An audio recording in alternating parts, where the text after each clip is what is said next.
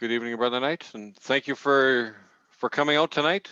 Do appreciate people joining us. I know it's a little bit, not really short notice, but you were kind of warned back in December. And moving forward, we'll have a meeting next Thursday, and then I want to try and reach out to the DDs a bit more often. And if they happen to have any questions, at that point, I'll probably invite program directors or chairmen to a following meeting so we can make sure everybody's on the same page, because that's not being able to meet face to face, in a midterm meeting where you rub elbows and you talk shop from 6 till 2 in the morning. We kind of miss those opportunities, so I'll do what I can.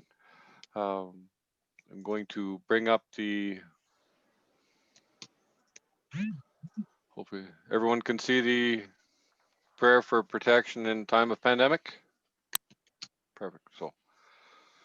So name of the Father, Son, Holy Spirit. Amen. Amen. O Mary, you always brighten our path as a sign of salvation and of hope. We entrust ourselves to you, health of the sick, who, at the cross, took part in Jesus' pain while remaining steadfast in faith. O loving Mother, you know what we need, and we are confident you will provide for us as at Cana in Galilee. Intercede for us with your Son, Jesus, the divine physician, for those who have fallen ill, for those who are vulnerable, and for those who have died. Intercede also for those charged with protecting the health and safety of others, and for those who are tending to the sick and seeking a cure. Help us, O Mother of divine love, to conform to the will of the Father, and to do as we were told by Jesus, who took upon himself our sufferings and carried our sorrows, so as to lead us through the cross to the glory of the resurrection. Amen. And under thy protection we seek refuge, O Holy Mother of God, in our needs. Despise not our petitions, but deliver us always from all dangers, O glorious and blessed Virgin. Amen. Amen. Blessed Father McGivney, pray for us. In the Father, Son, Holy Spirit. Amen. So, again, thank you all for coming out tonight. I know I booked 2 hours for this. I promised when we kind of go down that list, my plan was for 5 minutes for each speaker, and at the end, if people have questions, I'll stay on as long, or as people have questions. If we don't have questions, then we're done. You must have had very good presenters, and they taught you everything you need to know. But again, as I said, I want to make sure we're creating opportunities to share, inform, enlighten, educate, whatever terms we can use. But we want to make sure you guys have the tools in your toolbox. And Abel's my favorite tool for your toolbox. So we'll right now, because the online membership is kind of key. So he is my favorite tool. Payback's a bitch, eh? So at this time, I'd like to. I've still got a text admitting that you admitted that you were the tool. Yeah, I know. But you did yours in the middle of a convention. I'm just going to do mine in a group forum on Zoom where it's recorded. So at this time, I want to invite our state membership director, Brother Dan Devers, to talk for. You might get 7 minutes. I'm not gonna. Everything is important, but I might need 8 or 9. Okay.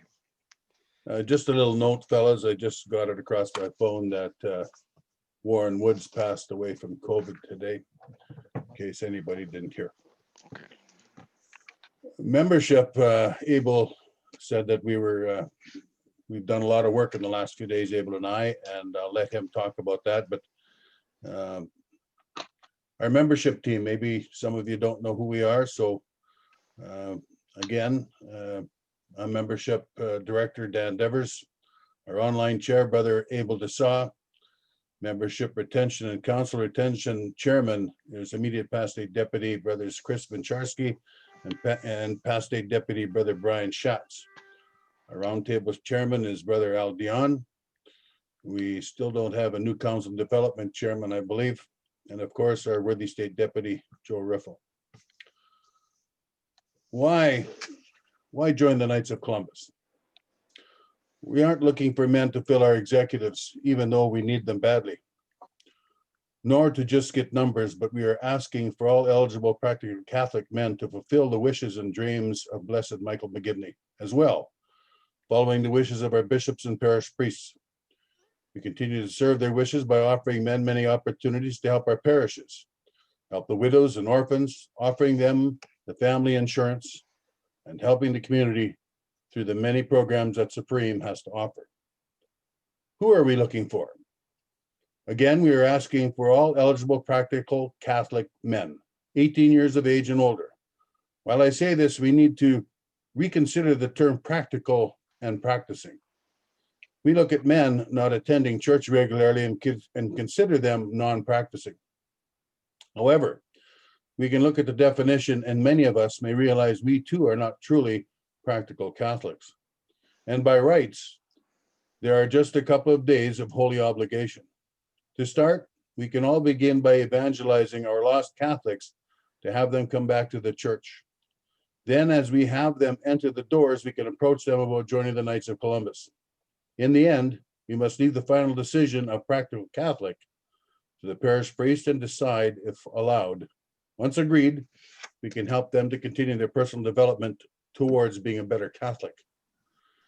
And in these times, the Knights of Columbus, we have to be the extensions of Father's arms. And I will ask each and every one of you to ask your brother Knights to please phone your parish priest.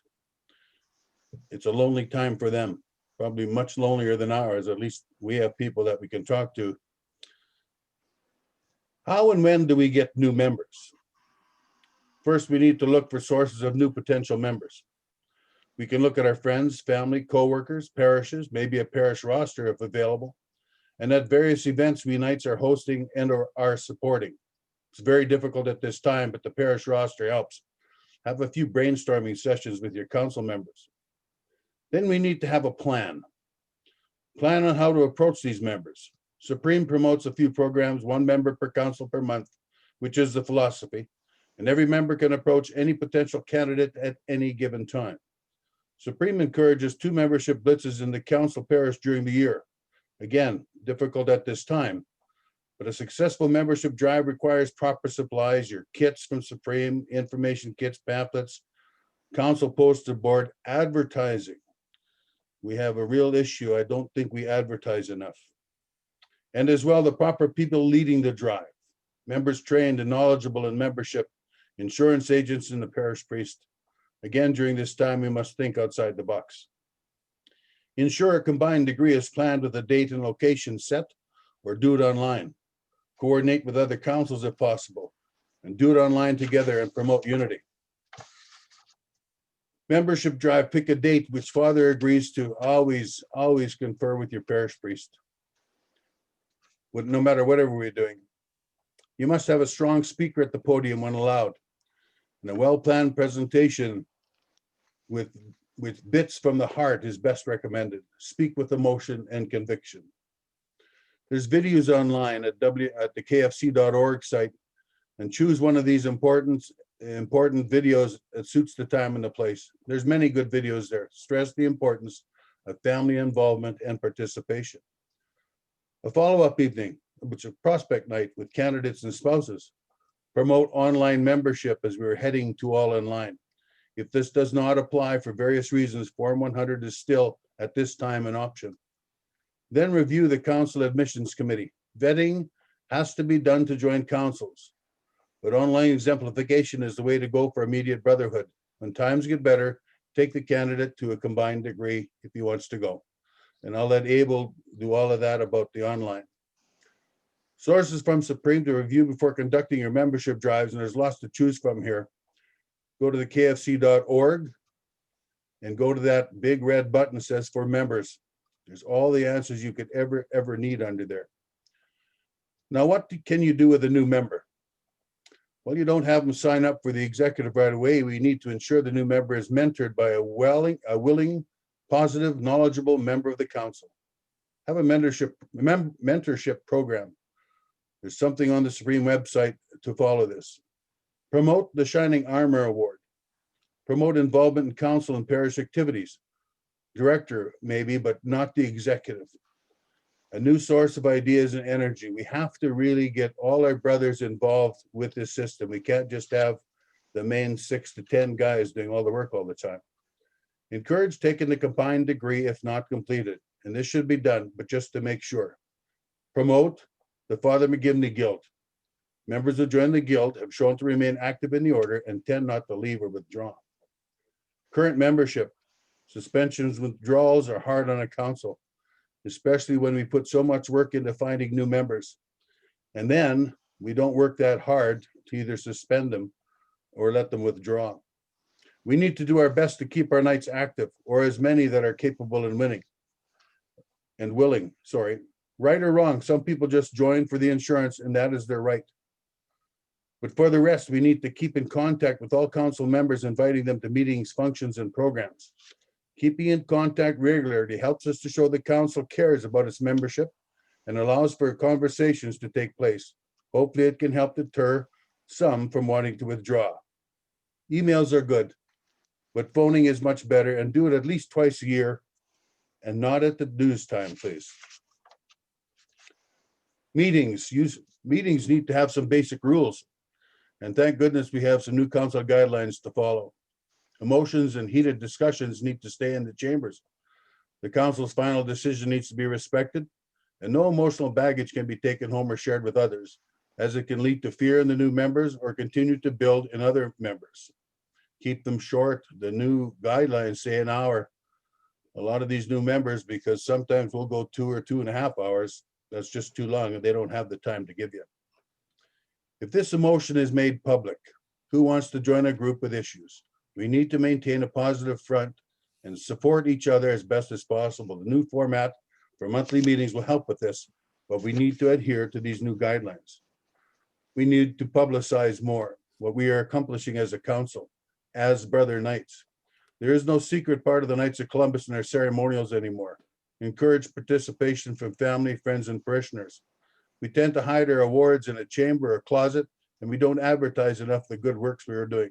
We are the reason for poor PR. We can change this just by announcing what we have done, what we are doing, and what we will be doing. Programs. Every program we host or participate in is a great opportunity for membership.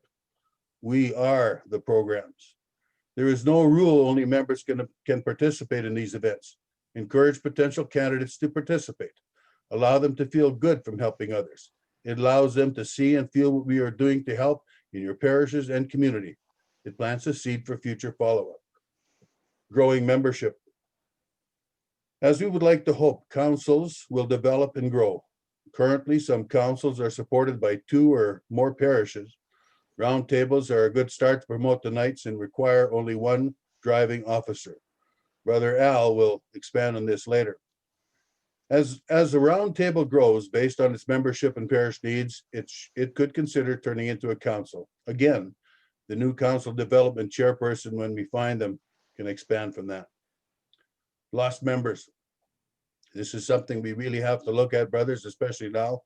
We have the time during this pandemic to contact all our members. There's no excuse for not calling them. Lost members on the roster and known withdrawals. For the members on the roster, we all know they exist but are absent. We need to find a way to invite them back and be part of the council. Some may have been busy for years and now have time. We just need to remind them that the door has always been open, waiting for them to return. We have members that have moved but remain on the roster. Ideally, we need to contact them and encourage them to transfer to a council in their area. Just paying dues does not fulfill the wishes of the order. By encouraging them to transfer to a council and participate with that council, and can the order truly develop as it should. Always remind them what our benefits are. I think a lot of Knights don't know the benefits we get for just being a Knight. Send that form out. It made it available. It's on the kfc.org website. We have members that have moved but are not found. Canada 411, 411, or MySask. We have state membership retention chair people responsible to assist you. Contact brothers immediate past state deputy Chris Vincharski or past state deputy Brian Schatz for their assistance. or the regional growth director, Ryan, or the regional training director, Sean, and even your field agent. Use him more. Use him every time you have a degree, anytime you do advertising, get your field agent. They're just looking for work. There's not a them on here that can deny that. So, but use your field agent at all times, my brothers. And with that, all I can say is we've been asleep for the last little while. Saskatchewan, I know our neighboring provinces, BC, Alberta, and Manitoba, have out-membershiped us in the last 2 months by a lot. And we have to, I'll let Abel talk about the online guys. If we can get all of them, we don't need that too many more to get on our list to make our circle of honor. So with that, brothers, do your best. Get membership up to the front of the list. Make that a request to all your councils, to all your council members. And thank you very much. Vivat Jesus. Thank you very much, Brother Dan. We're the online chairman, Brother Abel.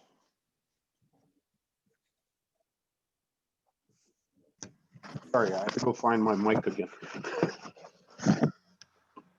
So, in the times that we are living, many of the things that we have accustomed to have gone or have had to change. With not being able to go to mass or out to meetings or even socializing with our family and friends, things are definitely different. The Knights of Columbus are no different. We must change with the times. Luckily, some of the changes were made well before the pandemic hit. The online membership program was set up as a tool to make it easier for a man to join us at his convenience. This is an easy way to recruit. But if they don't know about us, it can't work. We must promote the program. All councils should be promoting the program in their own communities. In these pandemic times, most parishes have gone to online masses, bulletins, and advertisements. Ask your chaplain if you can use these formats to get your message out to your fellow parishioners. Social media is a great way to get your community involved and informed. If you have not yet done so, set up a council webpage, a Facebook page, a Twitter account, Instagram account, or any other that you can think of. Check out the other council's media pages and see what they are doing. If it is working for them, it'll definitely work for you.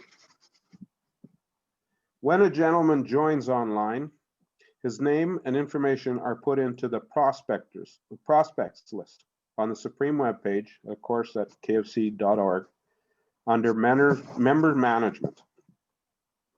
With the promo code McGivney 2020, the member can sign up for 1 year's free membership, online membership, sorry, and the offer is valid until June 30th.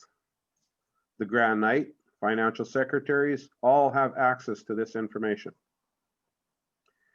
Once the member has joined online, he should be contacted to welcome him and get him converted to your council to get them to take the online exemplification. There is an online exemplification held on the last Monday of every month, sponsored by our local team. Signing in will start at 7 o'clock and the ceremony starts at 7:30. The next one, of course, will be on the 25th of January. Once you have entered the date of when the reading of that of acceptance for this member to your council has been done, he will become a member of your council and he will be removed from the online membership list. Once a member is transferred to his council, he will then pay dues to the council as a prorated amount, 50% for 6 months, 25% for 3 months, and so on. Check the date that he joined to determine what he will pay. We still have 160 online members that have been assigned to the council that they showed interest in or the parish that they were affiliated with. Their names have been sent to the Grand Knight or the financial secretary of the appropriate council so that they can be contacted. If you are not sure how to transfer the member into your council, follow the easy lesson on how to get them to your council found in the member management under the prospect tab. Please do so as soon as possible. Some of these members wish not to transfer to a council. That's okay. They're not ready. If that is the case, let me know and I will put them back into the state council. All councils and DDs should be periodically reviewing the prospect tab in their Supreme Member Management tab to reach out to their online members to become council active. Don't wait for us to tell you. Please use all the information available to you at kfc.org. The red tab that Dan was talking about, red tab for members, anything and everything you need to know is under this tab for your information. And there are also some very good ideas as well. On a closing note, if you need help or advice, please don't hesitate to contact me or our membership director, Dan Devers. We are here to help. And in Joe's words, we're all tools. Thank you, and leave it Jesus. Thank you, Brother Abel. It's a line from a long time ago that keeps biting me in the butt. I was reminded at the podium while I was speaking as the state membership director. I said it was a tool, and he pointed it out. Nobody else in the room did, but standing at the podium, my phone buzzed. So thanks, Brother Abel. You're my tool. You're my favorite tool right now in my toolbox. You might add that even Bishop Brian was going, are you a sharp tool? Are you a dull tool? Yeah, we had some help there. Based on the chat and text, I know past State Deputy Brian Schatz, who was going to talk on retention, his computer is currently backing up. So I said, well, hopefully he'll those things never happen at the right time, you know. So we'll skip him, and as he pops in the screen at the end of that presenter, then we'll invite him, just so people are aware. So at this time, I'd like to invite our worthy community director, John Marshall, to give his message. There you are. Hello. Good evening, worthy State Deputy Joe and worthy State Board and worthy program chairs and district deputies. So the one thing I just want to get across is with community, we have actually been receiving, thank you, worthy program state program director Eugene has forwarded to me as community state director a number of the program forms. And so we are starting to get some of those examples of the Helping Hands program. So I had encouraged at the midterm meeting individuals to start to submit their Helping Hands programs. And so thank you to those councils, and pass on the message that it really can be anything. I just took a few notes to mention that can be, say, serving meals to the homeless was one example. Another example was lending clothing to various agencies in the community. So Helping Hands is a fairly broad activity. Certainly during COVID, I think there's lots of opportunities for councils to consider. There was the opportunity at Christmas time, for example, to deliver Christmas hampers. And so some of the councils also took advantage of that. And they may want to consider submitting that as a program report as well. From disaster planning, my disaster preparedness chair, Harvey Hill, made the comment, COVID itself could be considered a disaster in a sense. It is a natural pandemic, and it is a disaster certainly in so many fronts of our lifestyle. One thing he wanted me to convey to you was he wants to work with the district deputies and whoever you recommend to reach out to all the councils in the province to get feedback from them as to how they've addressed the COVID disaster. That can be something that they consider for under disaster preparedness.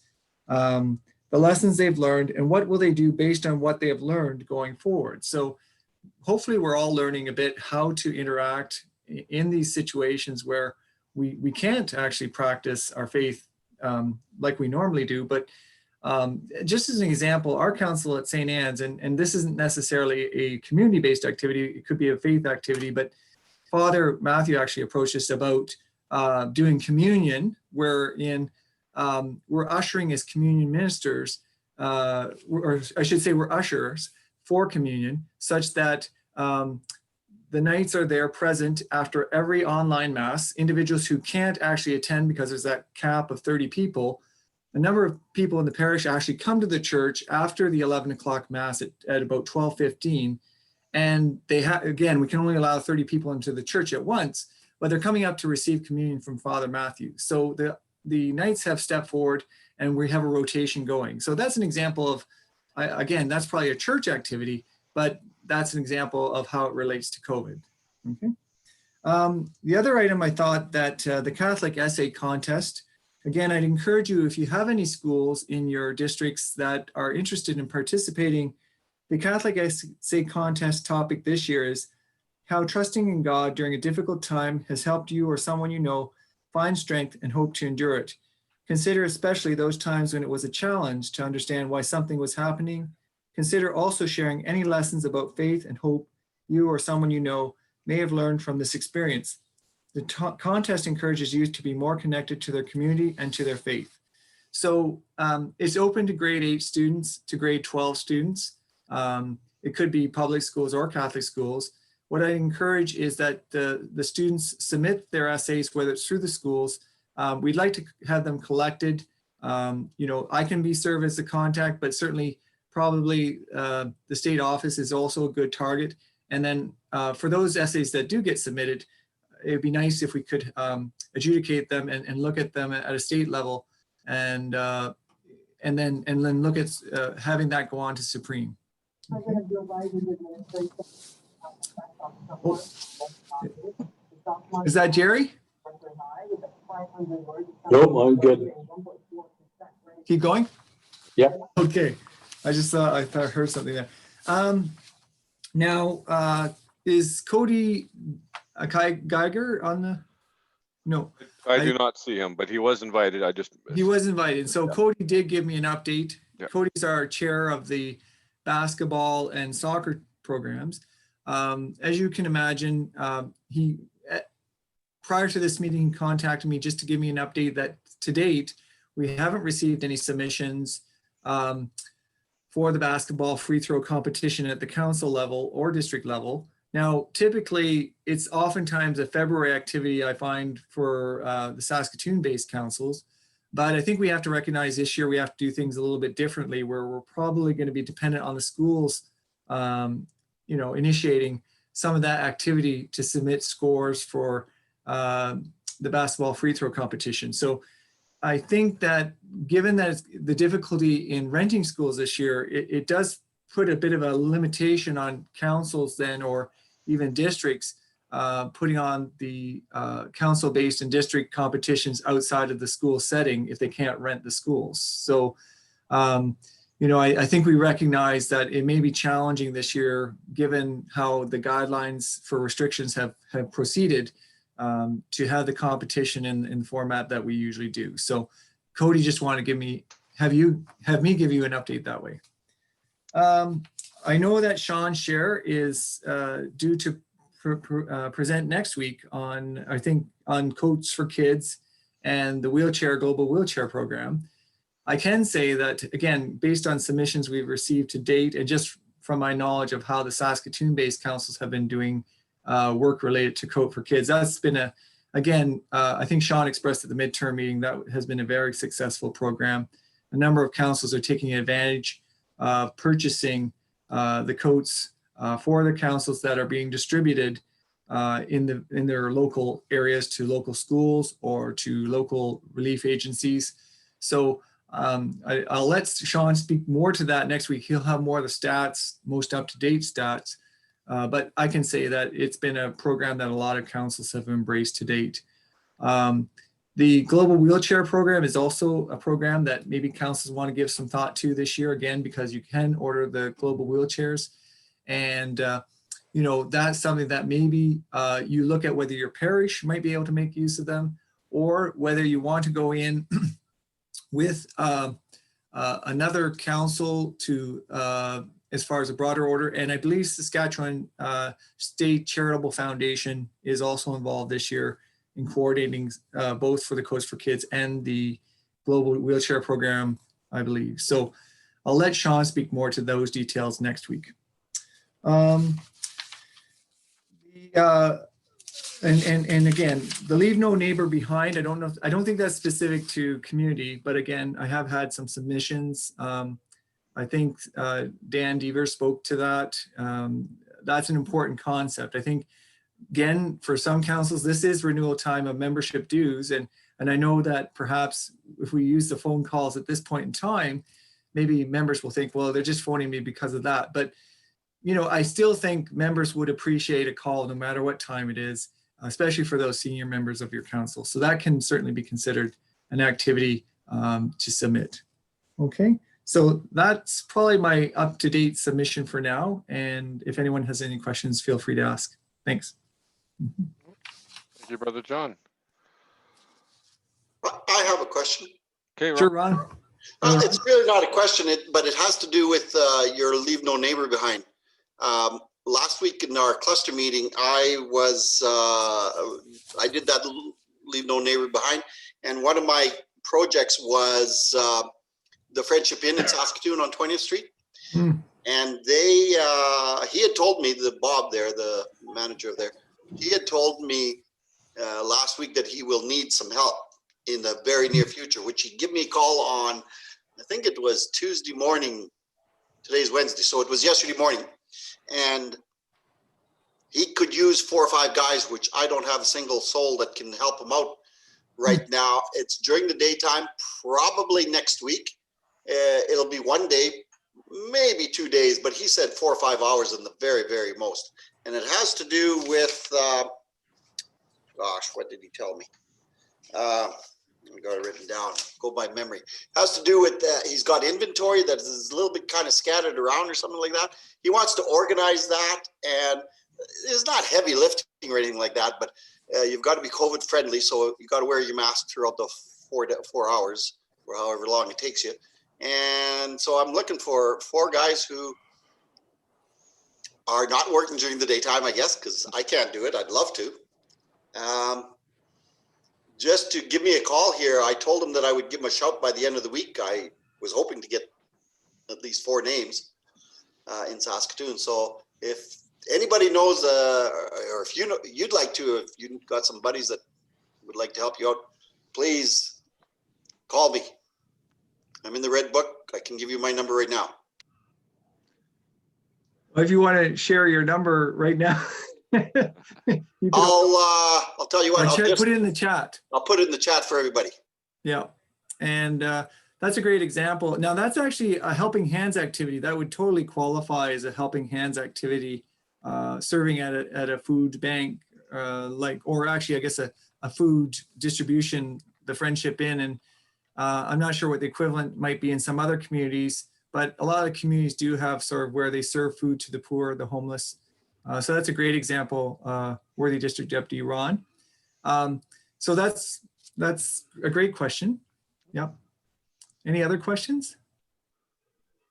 Okay. Now, if I have to leave, it's because I'm actually going to talk to my insurance agent, gentlemen. So I'm not trying to bail on you. No. He actually had set up a meeting with me tonight. So I was debating about whether to cancel, and I thought, well, so if I leave, I'm going to join for as long as I can. But thank you. I'll check with Ian. I'll make sure. Okay. No, thank you, Brother John. It's Jared. So it's not. It won't be Jared. If Okay. you ask Ian, it won't be him. It'll be Jared. Okay. Thank you. Yeah. Okay, we're on my list here. Brother Louis Roth, for life. If you're ready to pull over and talk. I'll give him 30 seconds here. He'd spoke earlier, he was driving on his way home, so. Did he realize how important this was?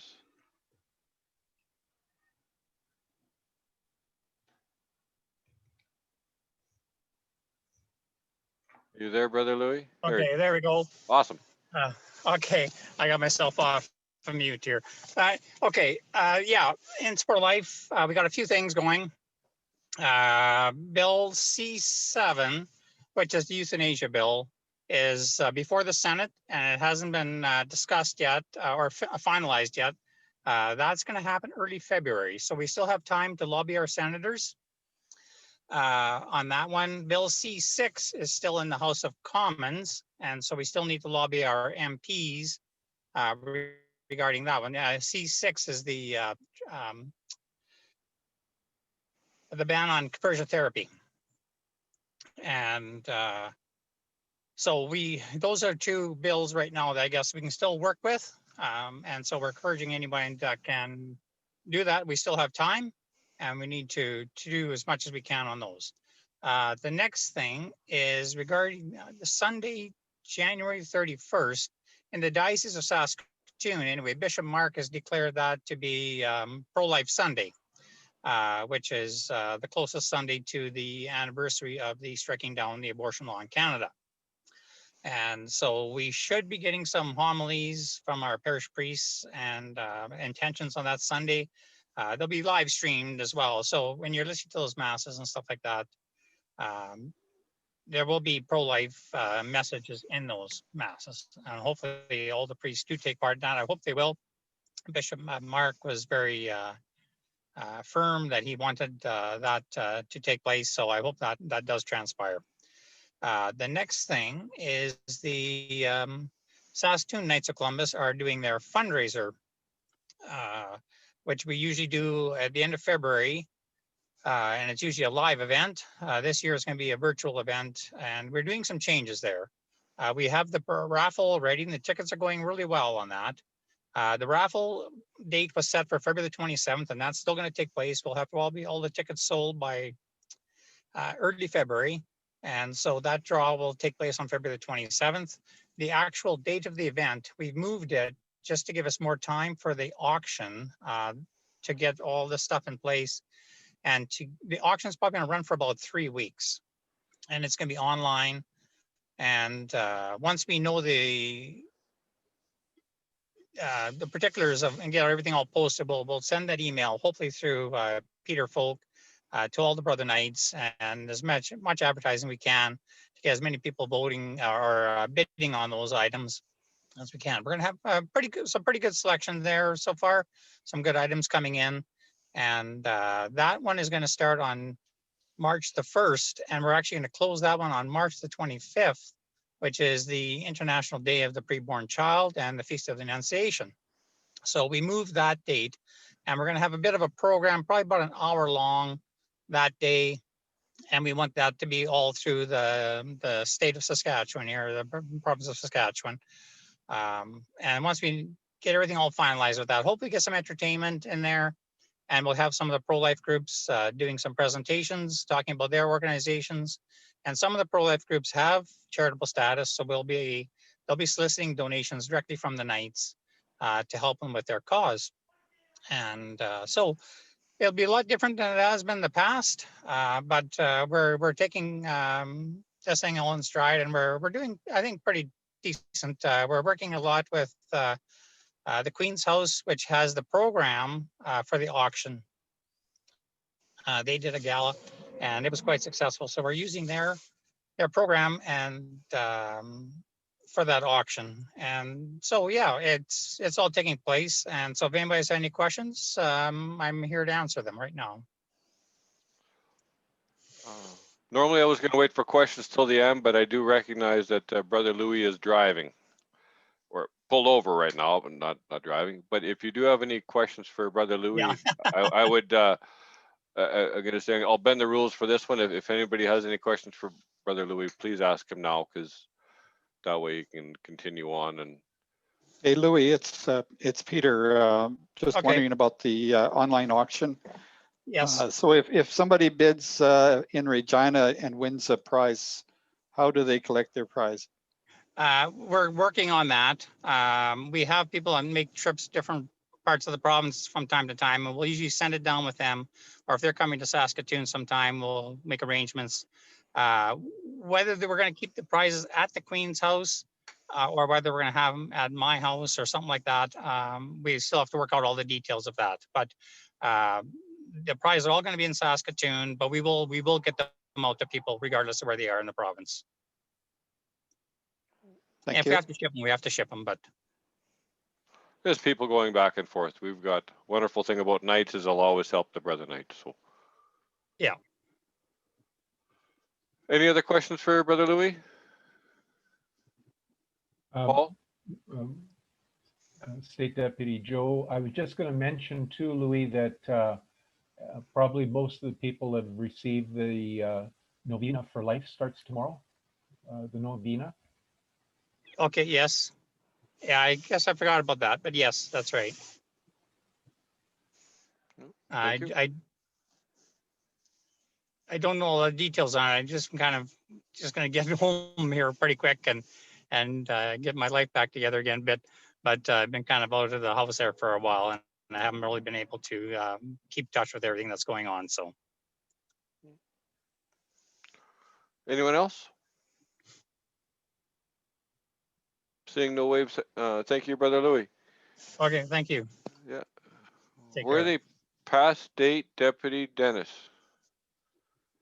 Our state ceremonial director chairman. Hello, Joe and everybody. Can you hear me? Yes. You can hear me? Okay. Joe, you can hear me? Say yes. Okay, Yes. Thanks. All right. Okay, I'll come back to okay, the online ceremonial made in Saskatchewan. And I'll just repeat what I said before, but we did add a few things. I talked to Paul about it today, and Peter added those things on the website. So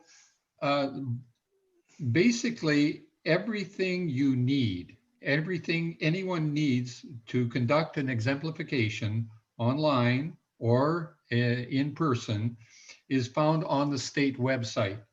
You go to the kfcsask.com, and then you go into documents and forms, state forms, and in there you will see on one of the menus, admission, formation, knighthood degree forms. And then it's from this website, you will see a series now of 10 different forms or documents. And the first one, of course, is the where you indicate that you're planning an exemplification. That would be an in-person exemplification. I know there would not be many right now, so I don't expect many from there. But that's where you would send it to myself and the state deputy, and we would be aware that an exemplification is going to take place on a certain date and at a certain location, and so on. Everything's, you fill in that form and just email it. And then the other forms, the frequently asked questions about the new exemplification, that's been out for a long time, but if you're, anyone isn't sure about different things about the exemplification, the new exemplification, they just look at that. The new ceremonials video release, that's our Saskatchewan video. So that's the actual video that we prepared in Saskatoon. The district deputy report form 450, that's the one that's completed after the exemplification. The exemplification booklet, most of you would be click on the English one, and that's where it's got all the whole exemplification on it, but it's also got really good important information, guidelines and so on, before, on the pages before, the first pages before the actual exemplification.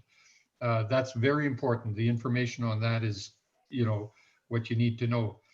And then there's the Saskatchewan State Exemplification Video Procedural Checklist.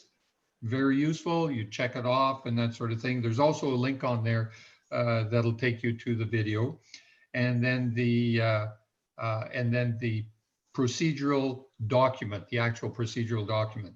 Now, today, just today, we added the constitutional role and promises, and that's something that needs to be done if someone is doing the for candidates taking the exemplification, whether it be online or in person.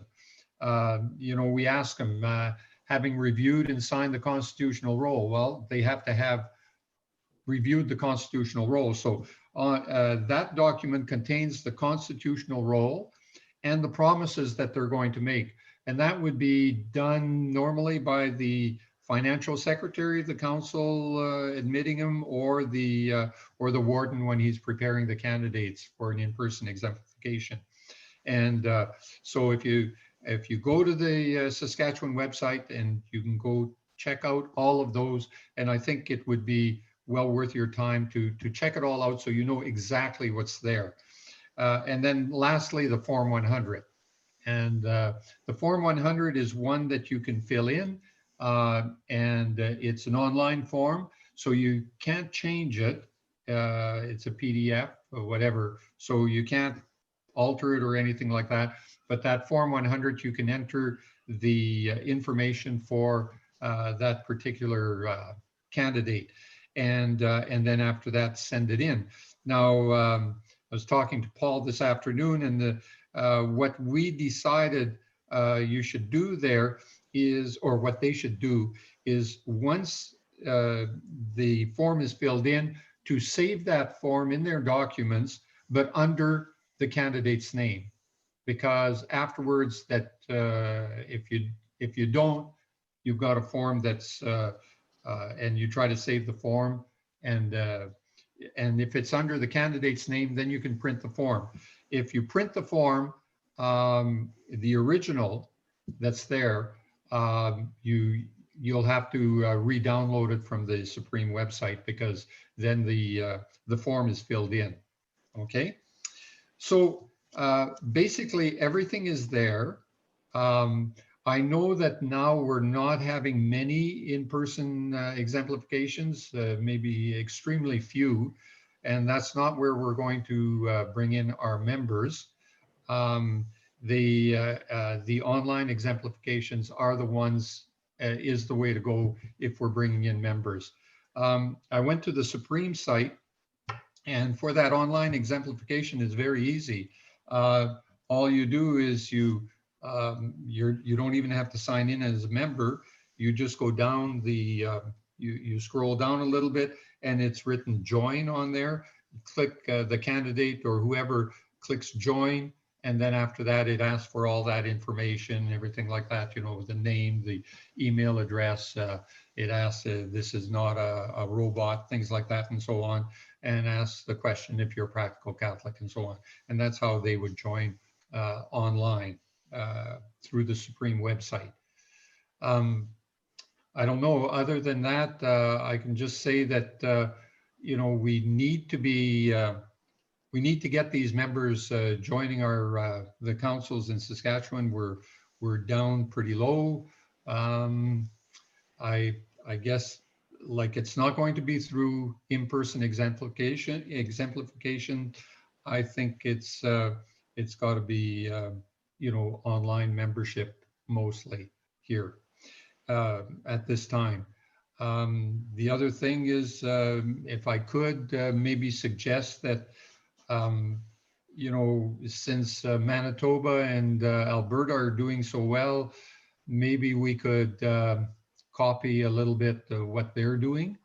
And I don't know, I talked to Larry Kustra about it, and they have a plan, and it's working for them, obviously. So I think as far as a plan and getting our members coming in, I think it's got to be A, through online membership, and B, I think we have to look at, reactivating our inactive members, and through personal contacts, phone calls, and so on. That's the way Manitoba is doing it. So, and it's working. So I don't know, Dan, Joe, if you've talked to anybody in Manitoba or Alberta, see what they're doing. Yeah, I'll kind of give a little summary at the end of what I know other councils or other Okay. jurisdictions are doing, but that is Okay. part of it. Yeah. Yeah, it's just that, you know, through our in-person ceremonials, exemplifications, I know right now it's that's not where we're going to bring in a lot of members.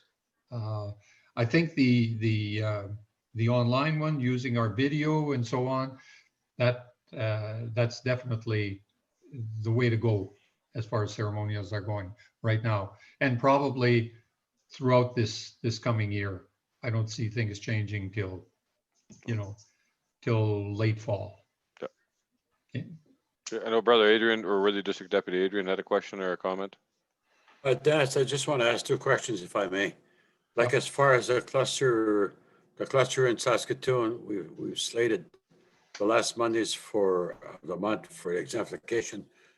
You have those dates, do you not? Do we have to send you those dates every time we're doing one? Yeah, could you send me the dates? I think Yeah, I think thought I you had had them them. already. Are they the same ones as you sent me way back there? Yeah.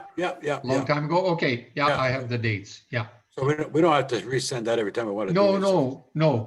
But Okay. but it would be good to know how many candidates you got, you know, that kind of thing. A little bit of a report, the 450 type of report. Yeah, the 450, yeah, we'll do that. Yeah. The other question I have is the booklet that I made last year. That's still good, that we made, and you got a copy of that book that I made last year for all the DDs here, the Grand Knights and stuff in Saskatoon, when we did that exemplification of the cathedral. Do you have a copy of that book? You I think mean, the little booklet that I made last year. yeah, but it has the exemplification in it. Yes, you've got that Yeah. book. That's still good. Oh, yeah. Oh, Okay. yeah, I have several copies. Yeah, Okay. several copies. The one thing that that I added, and I think is important, you know, Adrian and all those, is that constitutional role and promises that I've added to the documents, and then the Form 100. So that constitutional role and promises is something that the candidates will have to either read or have read to them, or, you know, to so that, because we asked them, you know, having reviewed and signed the constitutional role, well, they have to, you know, they have to hear what is the constitutional role. Yeah, we did that. We did that last time we did exemplification. We're going to do that again on Monday. Yeah. Okay. Yeah. Alrighty. Thank you, really, Past State Deputy Denis, and I know Brother John just had to excuse himself. Past State Deputy Brian Schatz, our one of our the South Saskatchewan Retention Chairman. I think he visible or popped in there. Asked me to share a screen, so hopefully this is going to work. I'll go like this. Maximize that. Past State Deputy Brian, are you? Wait, no, wrong screen. Do you have the? You've got my Zoom on there, don't you? I don't know what I've got on here. Do you see a council? I can see it. Do you have a council assessment form on your screen? I see it. Yeah. Okay. I saw it. I don't see it anymore. Oh, wait, I'm going to try this then. Is it still there? We're going to stop sharing and we're going to reshare that. Sorry, just. Okay, and I'm not going to go through it at any great length. I just wanted to make sure that people could see it and know that it was sent out after our last meeting at the midterm meeting. And it was page 80 of the booklet that was sent out on the 14th of December. Yep. And I don't believe it was sent out separately. It was just part of the booklet, right? Yes, for the district deputies to assess their, their councils. And instructions to do that. Yeah. So I just wanted to make reference to that so that people were following up with their councils. The district deputies would do the assessment. And I think sort of what we've been hearing today is the impact that COVID has had on Knights of Columbus generally, the Catholic faith even more generally, is that that we're more or less in a holding pattern, waiting for things to get restarted. But while we're doing that, there are many members out there right now who are saying, you know, what value is there for me to continue with my membership? And I haven't been able to do the actual look at what we're experiencing, but I know that suspensions and withdrawals are up, and our membership recruitment is down, again reflective of where we're at with COVID. So member retention is one aspect of the retention portfolio that really state past state deputy Chris and I are working on, and also council retention. But both are sort of tied together very closely. We don't have member retention. It's going to be difficult for the councils to survive. If we don't have member retention and member recruitment, the councils will not survive.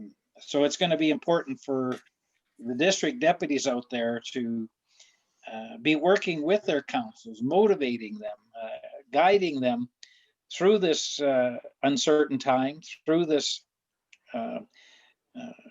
pandemic that we hear from Brother Dan earlier about Warren Woods passing away, and others that are we're probably more familiar with,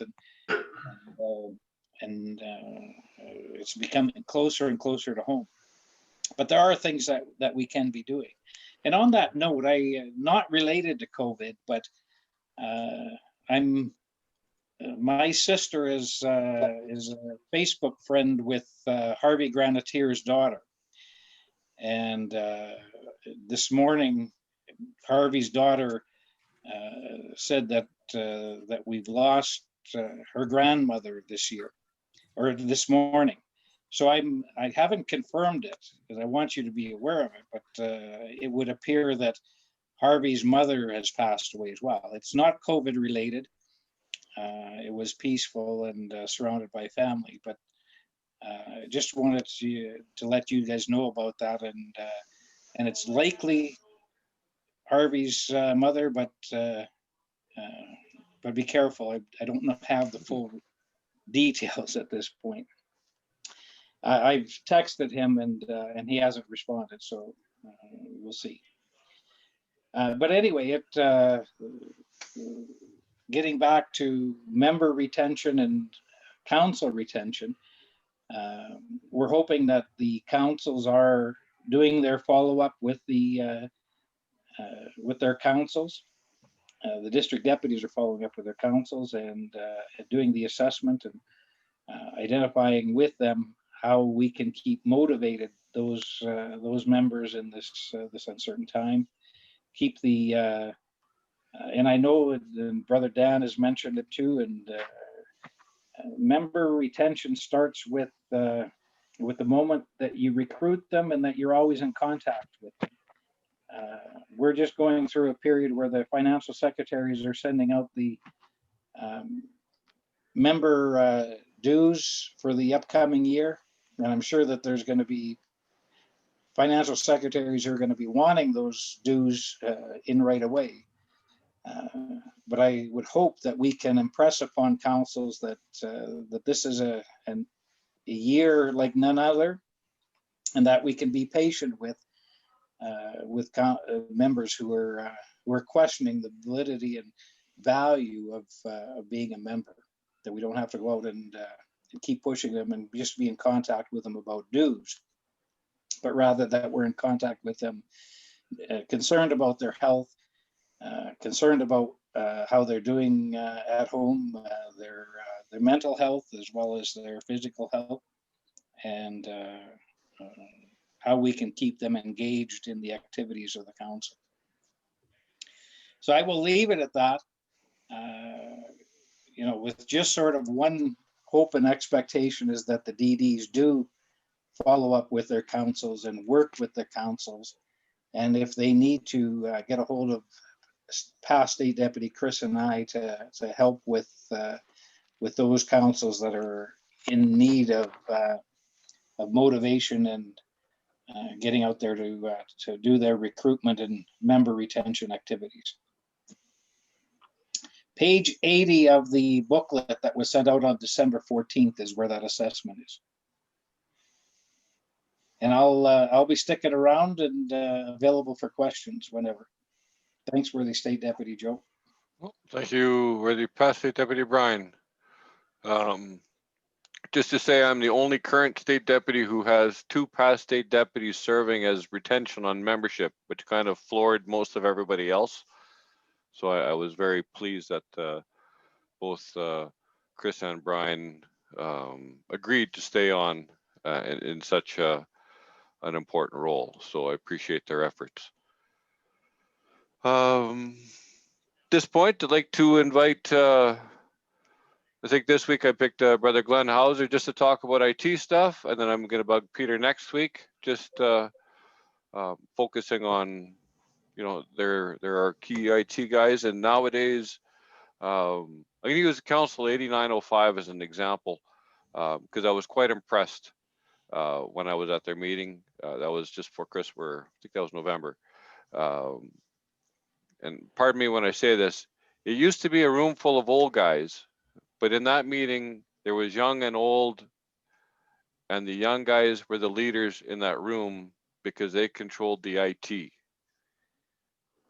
know, they had the Facebook, they had the speakers, they had everything all interconnected, and I've never seen so much patience going both ways within that group, and it was awesome to see. It was just wonderful to see this multi-generational group working together. So it's kind of it was a wonderful thing to see. So just with that, I'll Brother Glenn, if you have a few minutes you want to talk about just related to IT or whatever.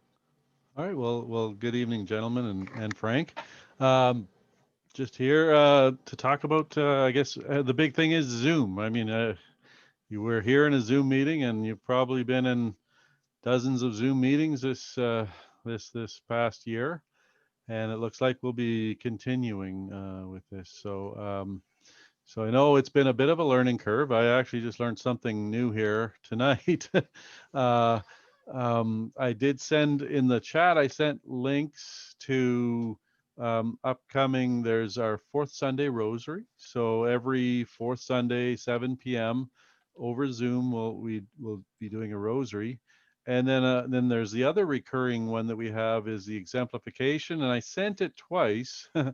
The second time I sent it, it has the proper passcode, which is nights. I realized I used the same meeting ID code for the men's Rooted conference, and I changed the password to Rooted, and so it actually changes for all of the meetings. So I'm gonna have to remember to swap them back around. Luckily, the Rooted conference, we just have it on Friday, and then there's not another one planned after, at least coming up. So those are ones that I encourage everyone to attend. I mean, obviously the Exemplification, as many of you can should attend. The 4th Sunday Rosaries are good for spirituality, and I have another one coming up. We'll be setting up the Zoom for that, and that is the consecration of Saint Joseph. So it's a 33-day thing that starts February 15th and ends with the Feast of Saint Joseph on March 19th. And there'll be 6 Zoom meetings interspersed in there, and that'll be led by Brother Sean Byer, but I'll be doing the IT side of things, the Zoom part. And again, there's a book you can purchase. If you want information on it, let me know. I can also throw that information in the chat. And encourage you all to follow us on that spiritual journey. But now, when the other things are your regular council meetings, fourth degree meetings. There's there's a probably as many meetings as there are days of the month. So and invariably they're all on Zoom nowadays. Zoom is one of the easiest platforms for people to get onto. It gives you the option of obviously communicating through through a computer and a web camera. You can connect with your cell phone, tablet, or even an old landline phone. And as you saw, Brother Louis Roth was on the road and is able to attend a meeting.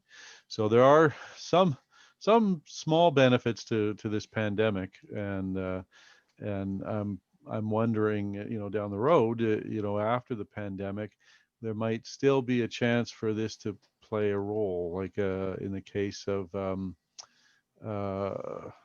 we have upcoming also in March will be the men's spiritual weekend, and again it'll be virtual, but down the road there's potential to post pandemic there's potential to use Zoom to have a greater reach with the men's spiritual weekend. We could have it physically in Saskatoon, but if say you're too far away, you don't want to travel, we could also potentially offer it online via Zoom.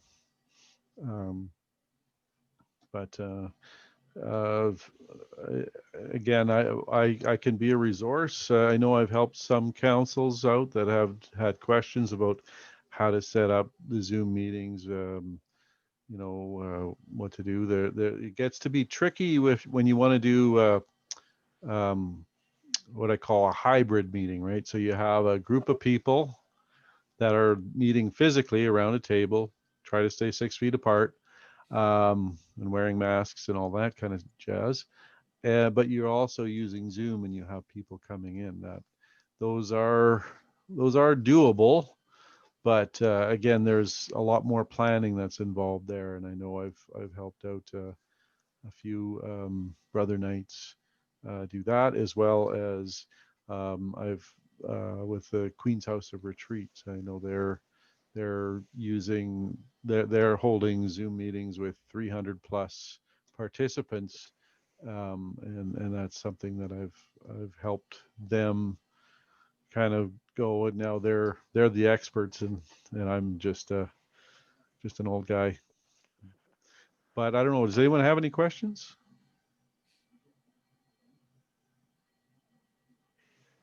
One of the questions, Adrian? one of the questions I have is when we have an exemplification, like as you all know, we have an exemplification the last Monday of every month. And the thing is, because everybody here is online, if you have candidates in Regina or Moose Jaw or wherever, Prince Albert, and you want to join the exemplification, all we ask is that you send us an email that you're coming on board. We'll send you the link, and or send it to Glen or myself. We can send you the link, and then if that helps your community and your council and your district, we're certainly open to helping you here as well, because we've already done this, and it works well. The last exemplification, I signed on at 7:03, 8:03, we were done. So an hour, there you go, and you got brothers in your council. So anywhere in Saskatchewan, we're certainly open to doing that as well. Just on that, Brother Adrian, I want to thank you for sending me your stuff. I did send it on, pass it on actually to Peter today. It should be underneath some membership announcements on the web or on the Nightline. Exactly that, to contact you for the code to get to the online exemplification. It's already been included with some emails today that I sent out to councils that have members online, to get them into their council. So that's been included there too. And the reason for sending it to Peter was so that it's available to everybody, but all of it is to notify you by email to get the code. Okay. Any other questions? I just realized the link that was sent out was the one just for November 30th. I will send out another link to Brother Adrian, and I'll let him blast it out to all the people. I apologize for this issue, because I know that link is no longer valid. So I'm the one that will be valid is that second one, which is, well, actually, so out of the three, it's the third one. The second one was incorrectly there with the password rooted. If I could delete that one, I would, but it won't let me delete the one I sent out erroneously. Okay. No, thank you, Brother Glenn. Okay, thank you. Our worthy State General Program Director, Brother Eugene. Thank you, worthy State Deputy Joe. You can hear me? Yep. Okay, and good evening, Brother Knights. First of all, thank you to Brothers John and Louis for their presentations on community and the life categories. The next session, our State Deputy Joe has Brothers Paul and Jeff, which they'll do their presentations on faith and family. I like to talk on forms. There's 3 forms that need to be received at state office no later than March the 5th, which is 6 weeks from now.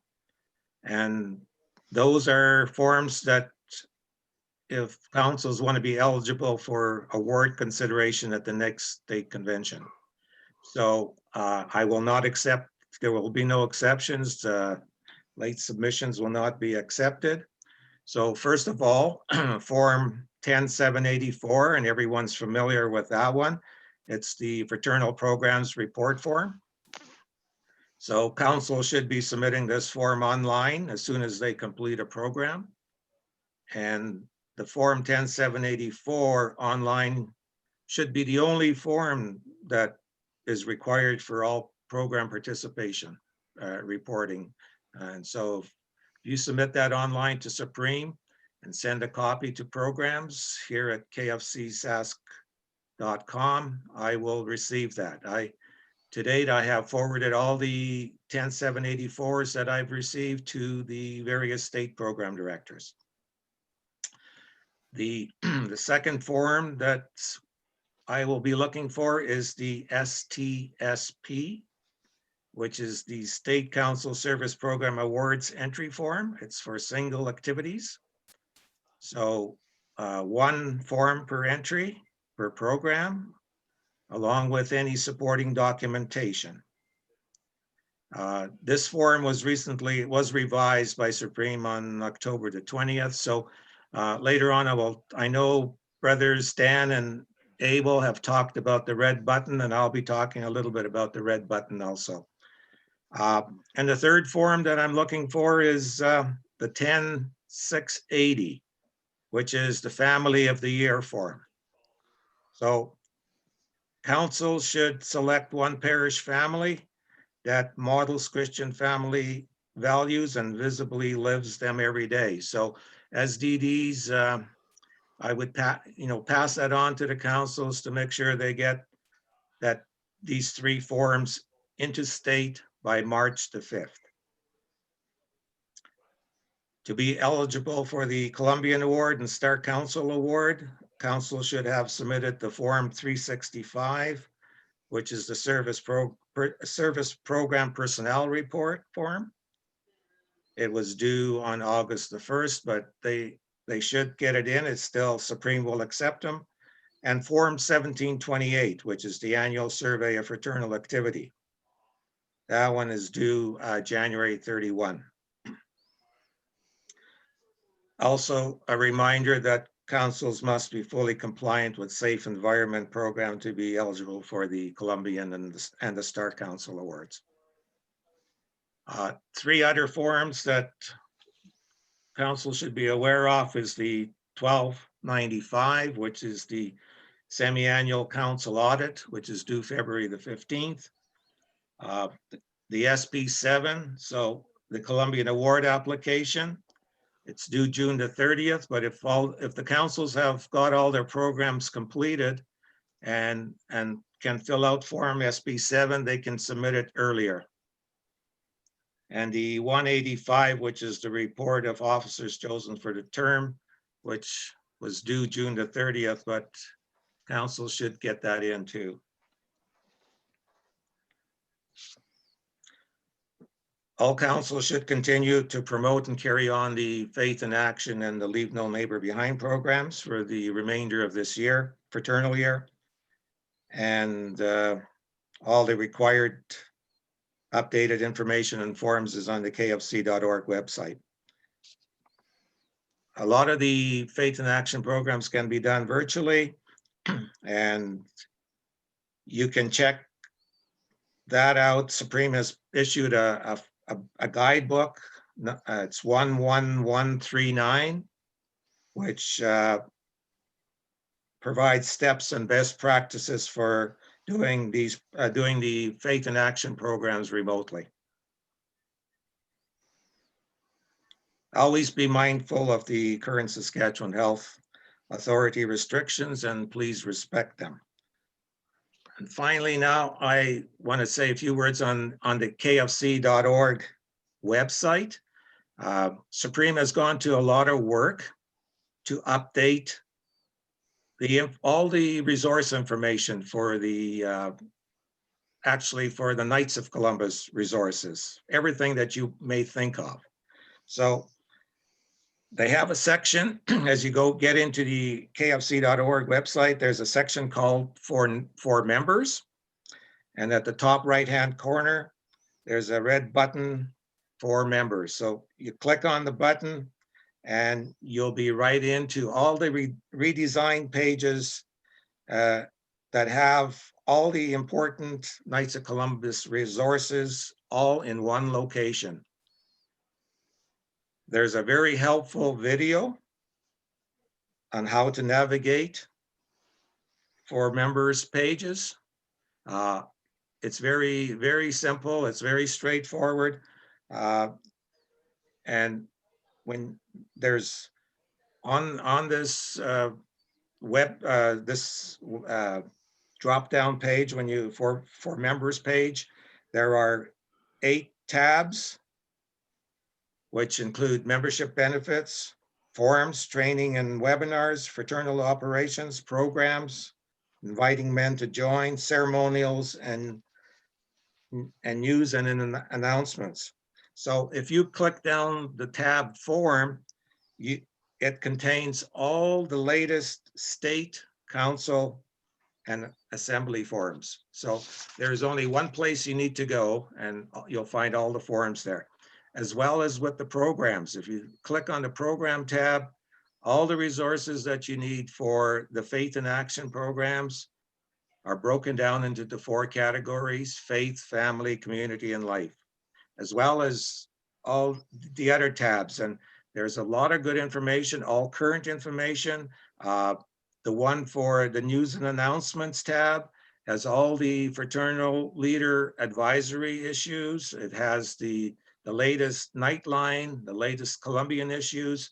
So everything is all in one location now. So if you haven't gone to this website, please go to it, and you will find all the information you ever needed.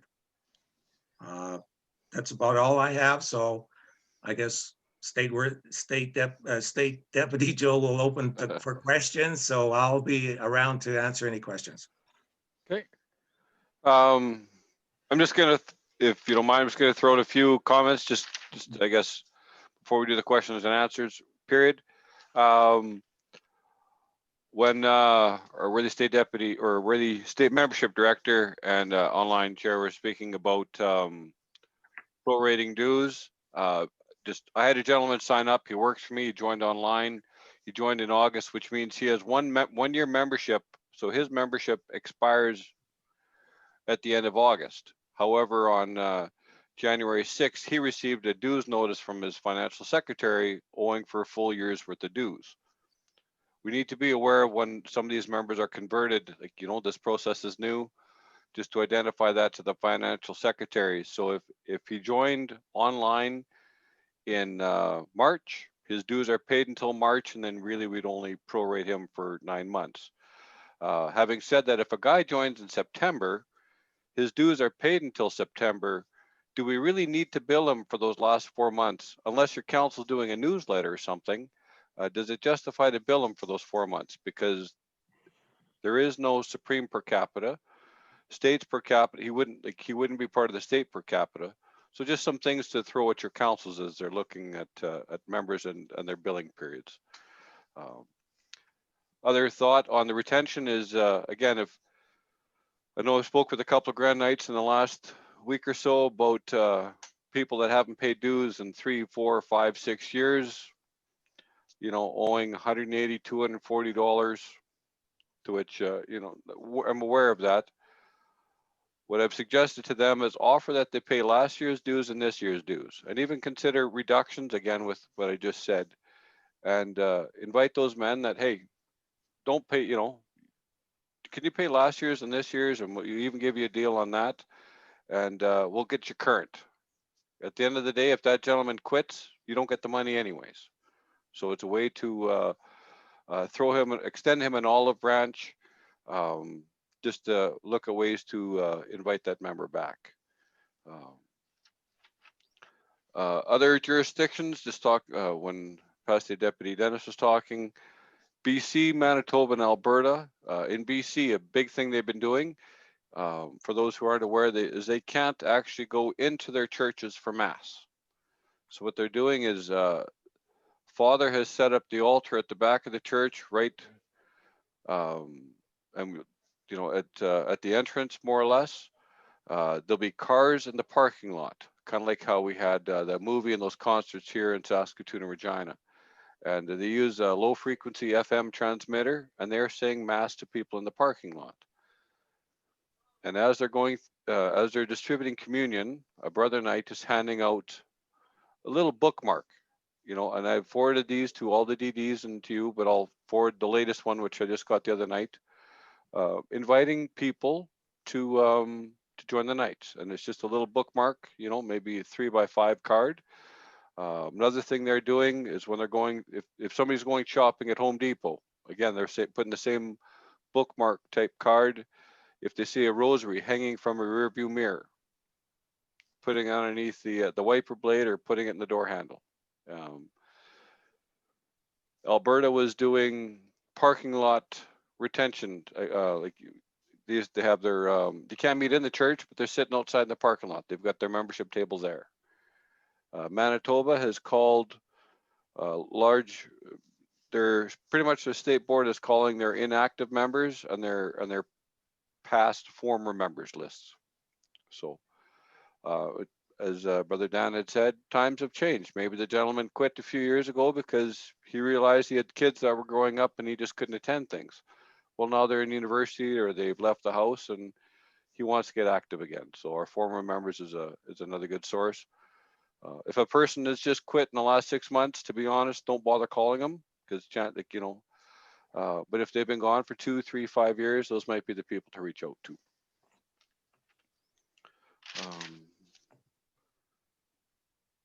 And the one form, Special Olympics, form number 4584, I believe that's due February 15th. I know there's a few that have gotten in for Special O. Want to identify that every council in the province does donate to it $1 per member from the charity appeal assessment. So just remind your councils of those. So at this time, I'll open the floor to any questions from anybody to anybody. I'll just kind of go on that same Catholic gentleman practice, one question, and we'll kind of give the rest a chance to ask. And if nobody's asking questions, then we'll come back to you. So Kind of first person to put their hand up or a thumbs up on the screen, I'll, Brother Worthy District Deputy Adrian. It's not a question, it's just an announcement, and it was mentioned earlier, but John Benish asked me to mention this tonight. So the Spiritual Enrichment Weekend is actually stated for March the 13th. Glenn alluded to that. It's a Saturday. It's going to start at 8:30 in the morning.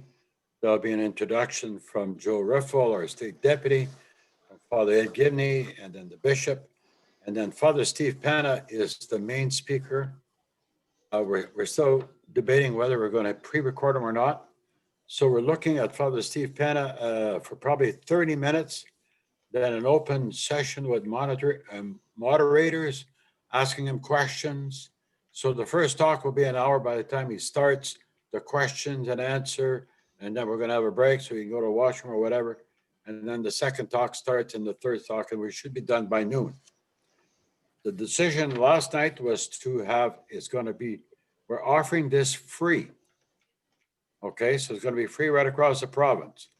So, and one of the reasons for that is because normally the Spiritual Enrichment Weekend costs us about 20 grand, but because it's done virtually, the cost is minimal. It could be between 3,000 to 5,000, at 4,000 at the very most. So we're looking for a sponsorship, but we're offering it free. It's also going to be video live streamed right across the province. And, but one of the things we're going to ask also, and I'll send this to you, Peter, as well, is we're asking for, when you register, we're looking at it, going everything through Queen's House. And one of the things we're asking is, if you want to donate, we want to encourage people to make a donation, even though it's free. We're encouraging people to make a donation. So I'm going to put a report together here, and Rob is working on the poster. I'll send this out to you, Peter, and to you, Joe, and everybody else. But that's the decision that was made, and we're meeting again on Friday.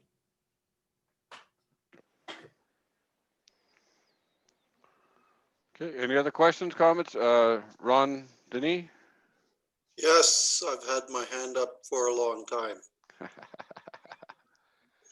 My question was way back for Brian. is he still on? Past State Deputy, yeah, he's still there. You were talking about council assessments for you and Past State Deputy Chris. We send that form to you and to Chris, or how does that work? It would actually be sent to the state deputy and then CC to us. Okay. And that's just for councils in our district that are having a hard time? For all of them. Oh, for all of them. Yeah. I haven't done that. I thought I had sent it away because I filled it out that weekend of in December. And I just came across it there last night when I was looking for some papers for my council meeting. I found all the forms in an envelope. Sorry about that. Brother Is there Dan, a form number for them? Like I can do that online, can't I? no, it's a form I made. I can. Okay. So.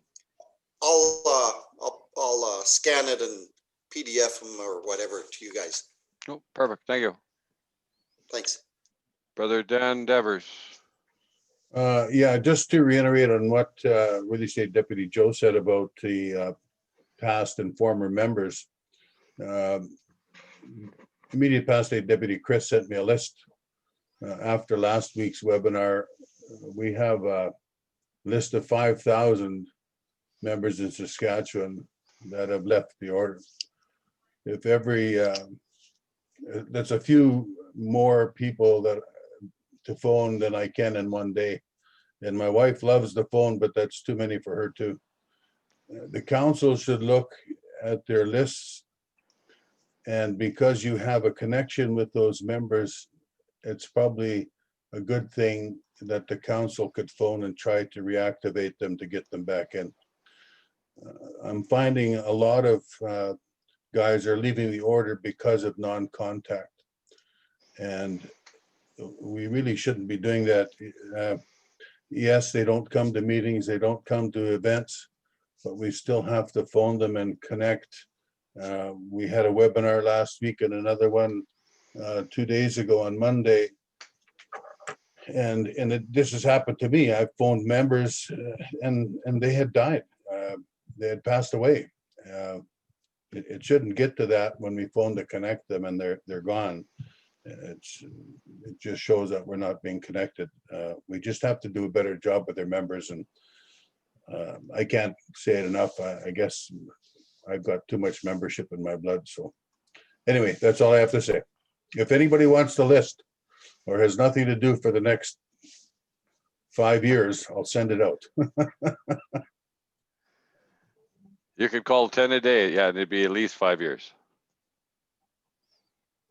So, any other questions?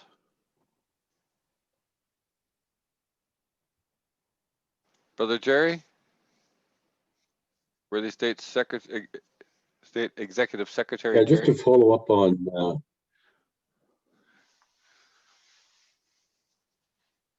thanks. My connection is really bad, and I think I might be breaking up. I'm not sure.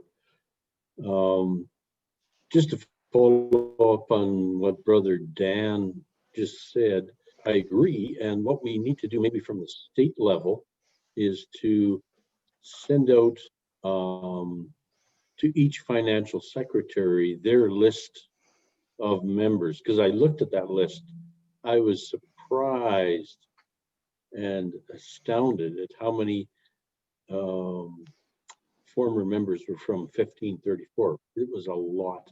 But you know, then it would be up to me as the financial secretary to move that forward and to, you know, take it to our council to follow up.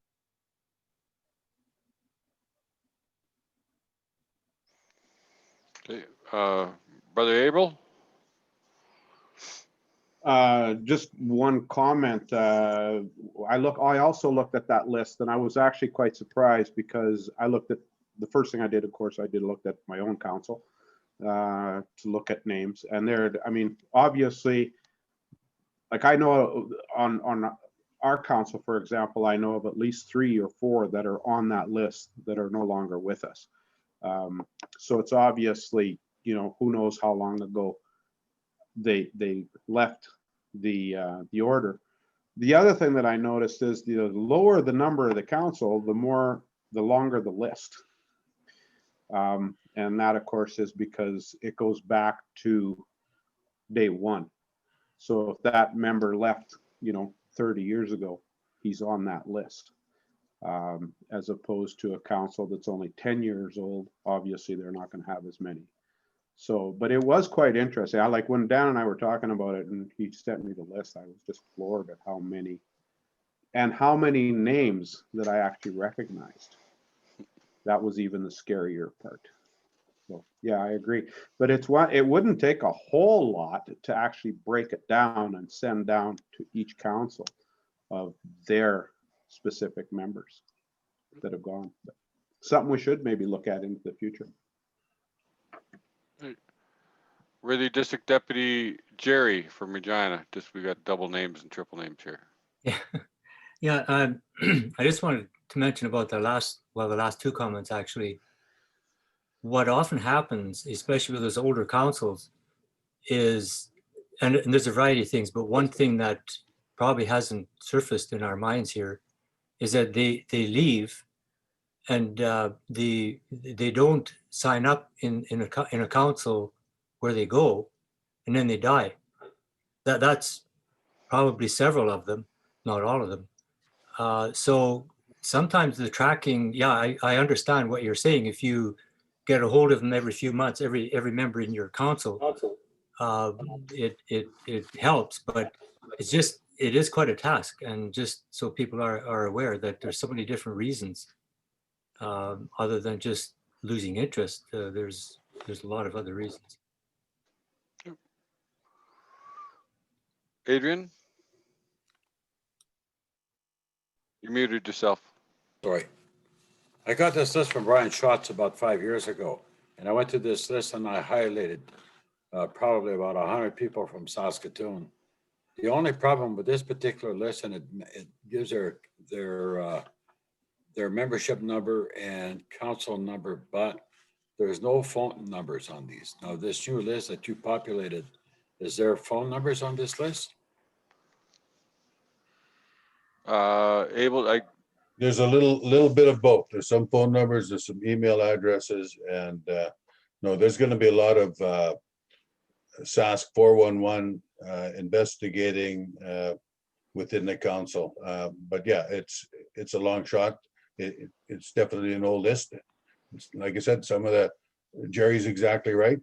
Some of these members did move away and pass away, and some of them just moved away and never told anybody. I'm finding that now when I'm phoning members just in our province today, from guys that haven't even been knights for very long. You can't get a hold of them. They left nothing, and there's no forwarding. I've contacted the diocese in Saskatoon and Regina here to try to find them. Having difficulty, field agents. I'm hunting, but yeah, the list is not a list where you just sit down and phone and contact. It's going to be a task for sure. Yeah, like I say, I've had this here for 4 or 5 years, and I mean, there's mega amounts of people, and it's broken up in councils and all this kind of stuff, which actually helps. So, but yeah, it's the list is exhausting. Anyone else?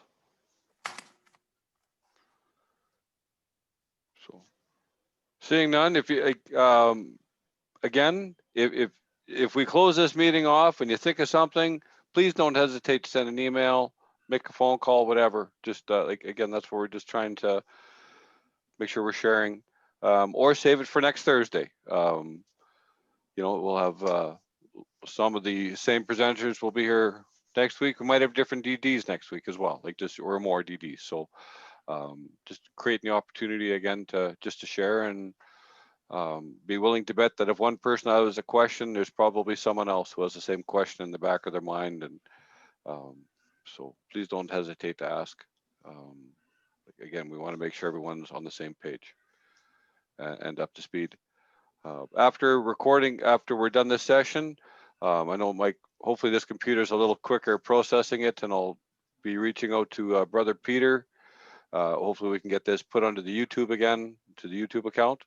We'll share it. We'll share the link with everyone. And again, you know, feel free to share it with your councils.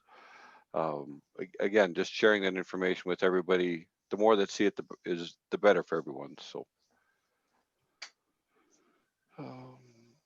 Peter, do you got that? You got that video that we did for the cluster meeting? Did Glen send you that one?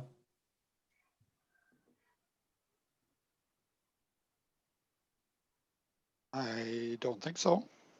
Glenn, you want to send him the video, the link for the cluster meeting that we had in Saskatoon here at Queen's House, so we can put it on YouTube. It'll just be what do you call it? Link, Microsoft OneDrive link. Yeah, because that one's 2 hours, 2.25 hours, so it's fairly long. No, I did already share it out. Let's see here. Well, it won't let me see who I shared it to, so I'll just send it again to Peter. You shared it to the DDs, everybody that was there, I'm pretty sure. Yeah, I got a copy. Yeah. So I don't know if Peter got one or not. Yeah. Well, I'm just sending it there. You'll have an email there with that link. It's 450 megabytes in size. Yeah. Yeah, but then you just put it up on YouTube if that is where you want it on there. I don't know.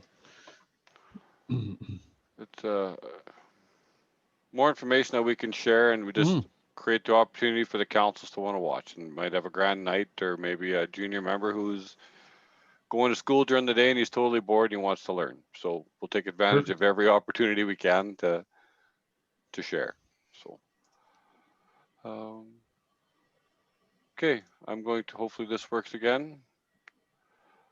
We'll close it with the prayer for the canonization of the Blessed Michael McGivney. Is that on your screen? Kind of hopefully, yes. perfect. This is working good.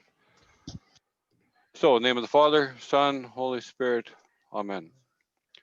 God our Father, protector of the poor and defender of the widow and orphan, you called your priest, Blessed Michael McGivney, to be an apostle of Christian family life and to lead the young to the generous service of their neighbor.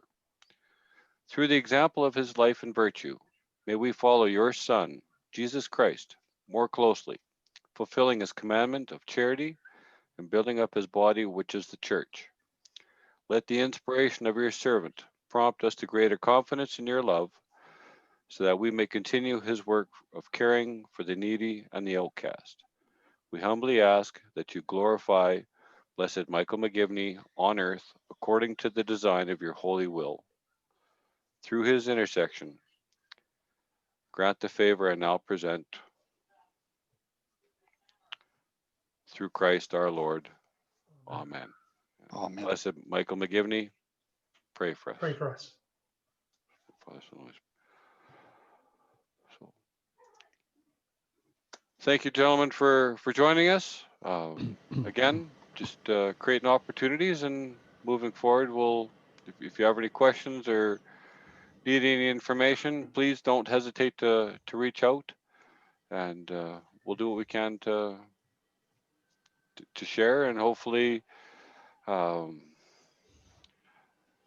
hopefully these vaccines can get out a little sooner than later, because at the rate things are going, I don't see much happening before, like, July is almost a long shot at this point. I'm pretty confident about November, October, but anything before that, I am feeling a little overcautious about that. So I'm going to stop the recording now. So stopping.